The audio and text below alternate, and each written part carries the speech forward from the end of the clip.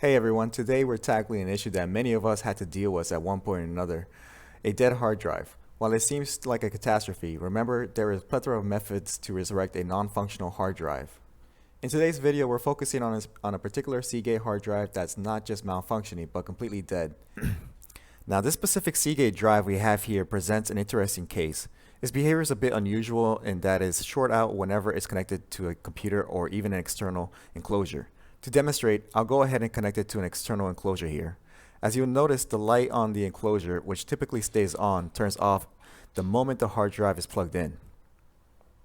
After doing some initial assessments, it appears that the printed circuit board, the PCB, might be the culprit causing these issues. The PCB is essentially the brain of the hard drive, so any damage to it can cause significant problems. To confirm our suspicions, we will need to open the hard drive. For this task, we'll be using a Torx screwdriver to remove the screws securing the PCB. Once the PCB is removed, we're going to do a thorough inspection for any visible damage, like burnt components or signs of liquid spills. Upon initial inspection, the PCB seems to be in decent shape. It's clean and there are no obvious signs of physical damage. But of course, not all problems are visible to the naked eye. This is why I'll be using a thermal camera. This device allows us to detect unusual thermal activities among the components of the PCB, making it an invaluable aid in our troubleshooting process. To put this into action, I'll reconnect the PCB to the enclosure and place it under the thermal camera. Then I'll turn on the enclosure and we'll see if any components on the board starts to heat up unusually.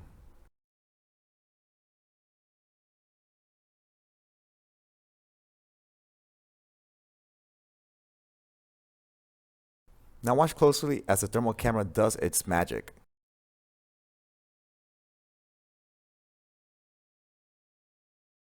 And there we go.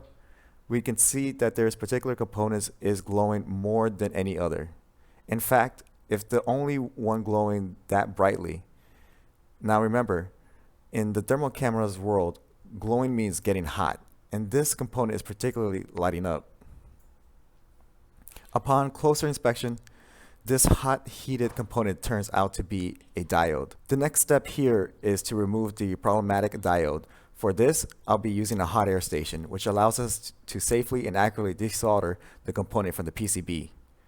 Once the faulty diode had been removed, we'll replace it with a new one, carefully soldering it into place. Alright, with the faulty diode replaced, our new step is to reassemble the hard drive. We'll carefully reinstall the PCB onto the Seagate drive, ensuring that all the screws are firmly back into place.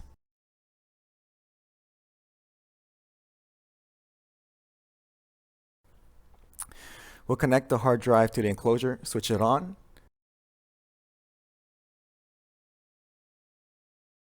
and would you look at that? The light stays on and I can feel the drive starting to spin. This is a great sign, especially considering that the drive was completely non-functional before. But our work here isn't done yet. To ensure that we can retrieve the data from this once dead Seagate drive, I'll be using a professional data recovery tool, the PC3000. Some of you might be wondering, why not just access the data directly via the USB enclosure? Well, in data recovery, we want to eliminate all risks. After a power failure like this, there's a chance of head damage, surface issue, or even corrupt data on the drive. Creating a full image of the drive using a PC3000 minimizes the risk of any further damage and ensures we can recover as much data as possible. And there we have it, folks. We've taken a complete dead Seagate drive, identified the issue, replaced a faulty diode, and brought it back to life. I hope this video was informative for you as it was exciting for me to share it. Don't forget to like, share, and subscribe for more tech and data recovery videos. Until next time, have a good day.